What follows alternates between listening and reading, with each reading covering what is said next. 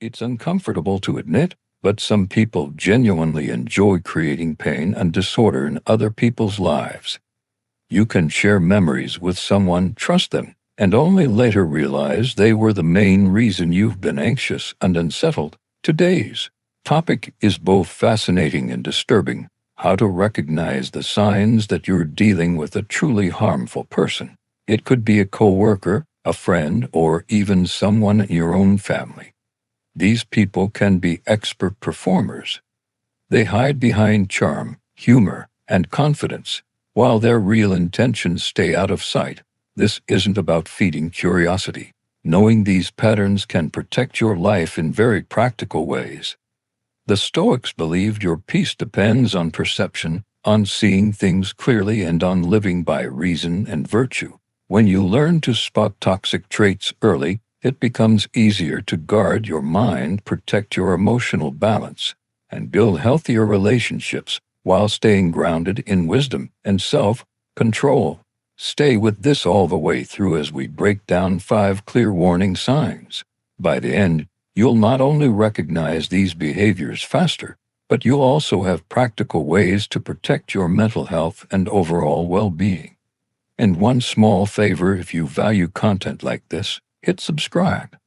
Also, don't skip, because there's a bonus section at the end with a simple strategy for setting firm boundaries with people like this. Let's begin this journey toward awareness and resilience. Number 1, the mask of charm. When someone feels magnetic at first, remember this: first impressions can mislead. Some people know exactly how to sparkle in a room. They can make everyone feel noticed, chosen, and important. In the beginning, it can feel like you've met someone rare, funny, energetic, interested in your story, and unusually easy to connect with. But Stoicism asked for more than surface-level judgment. It asked for observation. It asked for reason. Give it time, and you may start to see tiny fractures in the act. Maybe they always need the spotlight. Maybe they dominate every conversation. They talk over people, interrupt, or joke in a way that quietly humiliates someone else. These are not harmless habits. They are warnings. A Stoic approach is to watch these moments with a calm mind, not with the excitement that their charisma creates. Picture a party. This person is entertaining everyone. People laugh. They seem brilliant. Being near them feels exciting at first, but later you notice something. Every discussion circles back to them. When you try to share something meaningful, they redirect it instantly. You become an audience, not a person. This is where the Stoic idea of apathy becomes useful: staying undisturbed by external stimulation. Emotional balance helps you see the reality behind the performance. Under the charm, there may be entitlement. Under the friendliness, there may be self-absorption. Also, watch what happens when life doesn't go their way. A genuinely good person can handle disagreement with patience and dignity. Someone who is acting to gain control often reacts differently. They may snap. They may become cold. They may try to punish you with anger, guilt, or pressure to get their power back. From a Stoic lens, frequent rage, manipulation, and impulsive hostility reveal a lack of virtuous character. Marcus Aurelius repeatedly warned about people who try to infect others with their irrationality and emotional chaos. The lesson is simple: slow down. Don't rush to trust based on charm alone. Epictetus taught the value of careful judgment about who gets access to your inner circle. So, if someone seems perfect, treat that as a reason to observe longer, not a reason to surrender your trust quickly. Watch how they treat people who cannot help them. Watch how they behave when no one is impressed. That's where character shows itself. Not every charismatic person is dangerous, but some use charm as a tool. Stay grounded. Stay attentive. Let wisdom, not excitement, choose who belongs close to you. Number 2, no real empathy. Another powerful warning sign is the absence of empathy. Empathy is what allows someone to feel with you. It's what makes comfort genuine and relationships deep. It's what turns human connection into something safe. Yet some people seem unable or unwilling to care about what others feel. They don't consider how their words land. They don't reflect on the harm they cause. And the people around them often pay a heavy price. The Stoics valued compassion as part of virtue. Marcus Aurelius spoke often about human interconnectedness, how each person is part of one whole, and how harming others ultimately harms the community we all depend on. So, when someone shows consistent disregard for the emotions of others, it's not a minor flaw. It's a serious signal. Imagine opening up to a friend about something painful. You're not asking them to solve it just to understand. Instead of warmth, you get indifference. Or worse, ridicule. They might dismiss your feelings, mock your vulnerability, or act annoyed that you even have emotions. Lack of empathy shows up in happy moments too. Someone without empathy doesn't celebrate you. They may ignore your success, minimize it, or compete with it. Sometimes they even take credit or try to redirect attention back to themselves. And this isn't limited to friendships or romance. In the workplace, a leader without empathy can create a toxic environment fast. They push people past their limits. They demand endless hours. They ignore burnout. They criticize publicly to humiliate instead of helping people improve. It becomes an atmosphere where everyone feels small, anxious, and disposable. A Stoic response is to protect inner peace and remember this: another person's lack of empathy is about their character, not your worth. But that doesn't mean tolerating it. It means seeing it clearly. When empathy is missing, cruelty becomes easier. People who don't emotionally register the pain they cause may lie, betray, exploit, or even harm others without remorse. Seneca emphasized kindness and justice because virtue is revealed through how you treat people, especially when you have power over them. Sometimes the warning signs look small. They interrupt constantly. They show no interest in anyone else. They rarely help, even when help is clearly needed. Alone, each moment can be brushed off. But together, they form a pattern. If a person consistently shows no empathy, boundaries become essential. Protect your emotional energy. Protect your mental health. A Stoic doesn't absorb poison just to prove patience. Distance is allowed when closeness becomes damaging. Number 3, manipulation. Another major sign is manipulation. Manipulation is the use of deception and psychological tactics to steer people into giving what the manipulator wants. It often happens quietly. It can be hard to name at first, but its impact is huge. Manipulators twist situations until you doubt yourself. They create confusion. They pressure your will. Over time, you may feel powerless, mentally foggy, and unsure of your own judgment. Stoicism values clear perception. It teaches that peace comes from seeing reality accurately and acting with integrity regardless of pressure. Manipulation attacks exactly that. It clouds your view and tries to replace your perspective with theirs. One common tactic is gaslighting. This is when someone tries to make you distrust your memory, your perception, or even your sanity. You bring up something they said that hurt you. Instead of taking responsibility, they deny it happened. Or they claim you misunderstood. Or they insist you're too sensitive. After enough repetition, you start questioning yourself more than you question them.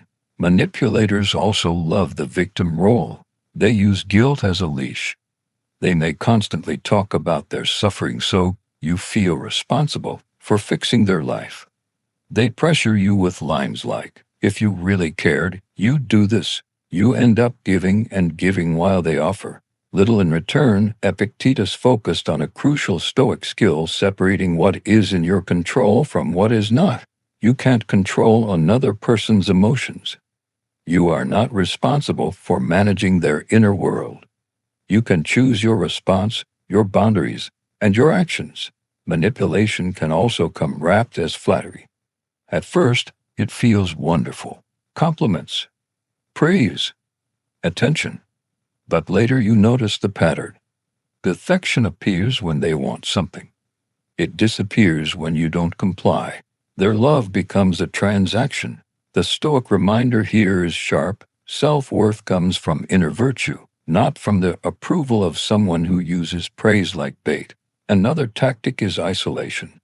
A manipulative person may try to separate you from friends and family. They might say your friends don't care about you, or your family doesn't understand you like I do.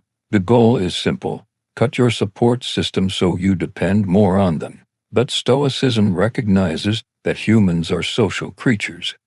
We thrive with healthy community. Isolation makes you easier to control. There's also financial manipulation. Some people borrow money and never repay it. Others control finances to limit your freedom. A partner might insist on handling all money, forcing you to ask permission for basic spending. Financial dependence traps people. A Stoic seeks self-sufficiency and independence of mind. That includes protecting practical freedom when possible. If manipulation is suspected, step back. Look objectively. Ask, are they constantly prioritizing their needs over yours? Do you often feel guilty, confused, or emotionally off balance after talking to them? Are they trying to control your choices, relationships, or self-image? If the answer keeps being yes, boundaries are not optional. Speak clearly. Be firm. Decide what you will and will not tolerate. Remember, your thoughts, feelings, and actions belong to you. You can't control how someone behaves, but you can control how you respond. And that is the heart of Stoic strength. Number 4, controlling behavior. Few signs are as obvious and as dangerous as control. This goes beyond preferences. This is about domination.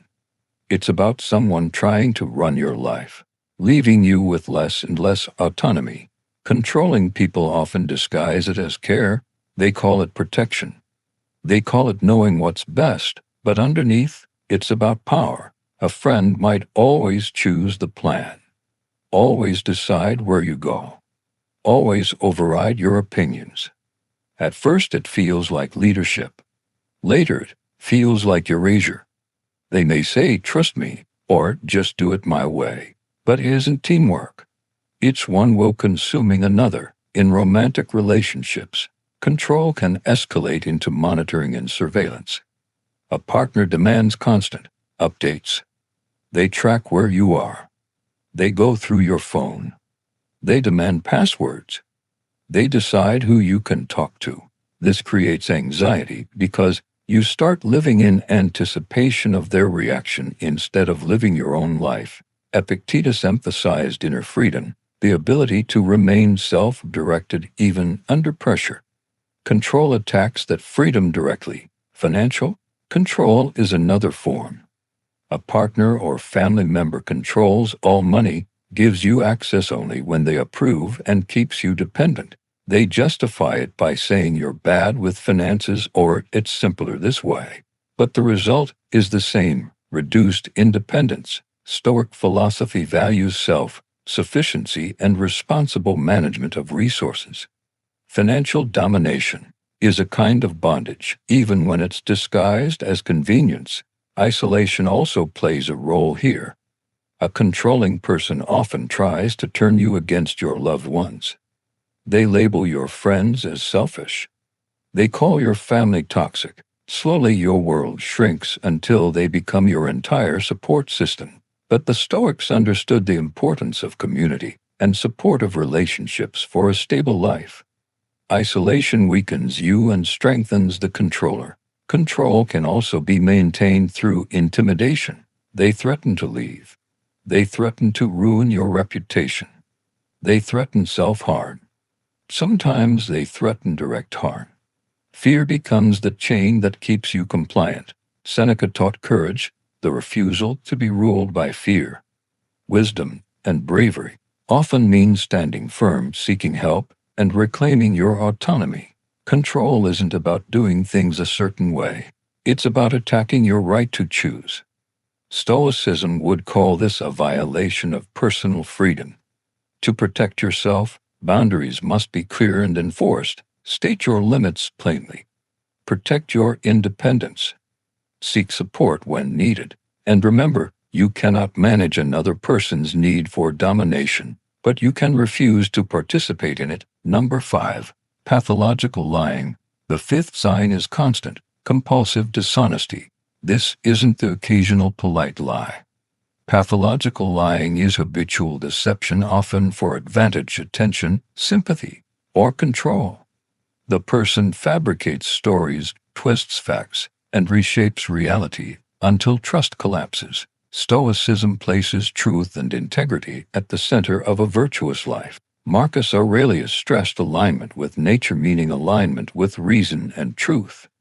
A person who lies constantly lives against those principles, building a reality that benefits themselves at everyone else's expense. It often begins small. They exaggerate stories. They edit details to look impressive. They reshape events to appear like the hero. Then it escalates. They cover mistakes with more lies. They manipulate others with false narratives. They take credit for work they didn't do. They invent achievements. They craft a past designed to win admiration or pity. In a workplace, a pathological liar might inflate qualifications, steal credit, or spread rumors to sabotage others. This poisons trust and makes everyone tense, unsure what's real. In close relationships, the damage can feel even worse. You might be with someone who lies about where they were, who they talk to, what they want, and what they feel. Over time, you begin questioning your own memory and instincts. That confusion is useful to the liar. It keeps you off balance, easier to control. Seneca taught that peace is internal, and that another person's deceit should not be allowed to destroy your inner stability. But again, calm does not mean tolerance. One of the hardest parts is that pathological liars can sound convincing. They speak with confidence. They add details. They mix truth with fiction. That's why vigilance matters. Don't accept everything at face value. Look for evidence. Watch for consistency. If you catch a lie, observe the reaction. A sincere person may admit it and correct it. A pathological liar often becomes aggressive, blames you, or builds a new story to cover the old one. They may explain with something that sounds logical but only deepens the deception. Long-term, constant lying destroys the foundation of any relationship. Trust. Once trust breaks, rebuilding is difficult. You may end up living in suspicion, always waiting for the next lie. That cycle can become its own form of emotional exhaustion. If you're entangled with someone like this, boundaries are essential. Decide what you will and won't accept. Protect your mental health. And if the relationship is built on deception, walking away may be the healthiest act of self-respect. Bonus: how to protect your peace with boundaries. So, how can you protect yourself while staying calm, grounded, and true to your values? One of the most important skills is boundary setting. Boundaries are the lines that define what you will accept and what you will not. They protect your mental, emotional, and sometimes physical well-being. The Stoics, who prioritized integrity and inner peace, would see boundaries as a practical tool for living virtuously in a difficult world. Setting boundaries is not cruelty, it's self-respect. It's a way of telling the truth about your limits. And it helps create healthier interactions because it teaches others how to treat you. Clarity matters. Be specific. Name the behavior. State your limit. For example, if a friend regularly puts you down, you can say, "I value our friendship, but I won't accept being spoken to with disrespect. If it continues, I'll need to create distance." This is calm, direct, and hard to misinterpret. Consistency matters just as much.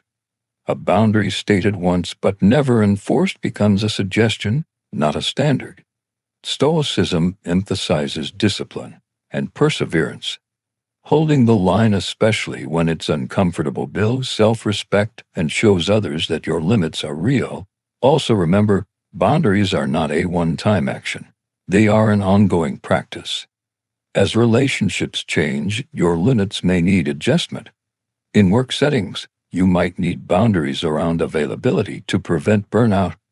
You can say, I'm willing to help with this project, but I can't take on additional tasks beyond my current workload. Stoicism encourages balance, doing your duty without destroying yourself. Expect resistance. People with controlling or manipulative habits often push back hard when they lose access to your time, energy, or compliance. They may react with anger. They may guilt trip you. They may try to undermine your confidence. The Stoic response is composure. Marcus Aurelius wrote about staying steady and not allowing other people's emotional storms to steer your mind. If someone reacts badly to a reasonable boundary, that reaction reveals something important. Sometimes boundaries require difficult choices. You may need to reduce contact. You may need to end a relationship that consistently harms you. That can be painful, but it protects your long-term well-being. Seneca spoke about choosing your associations wisely because the people around you shape your character, your mood, and your life. Support also helps. Talk to trusted friends, family, or a therapist. A strong support network gives perspective and strength. The Stoics valued community and mutual reinforcement among like-minded people. And don't forget self-care. Rest. Activities that calm you. Protecting your physical and mental health. Stoicism isn't about neglecting yourself. It's about building the stability that lets you live with virtue and serve life without collapsing. Boundaries are a form of self-respect. They are a quiet declaration that your peace is valuable. Your worth is not decided by other people's approval. It's shaped by your actions, your integrity, and your commitment to living wisely. Thanks for spending this time together and being part of Stoic Clarity Lab. If this was helpful, check one of the suggested videos on your screen for more insights.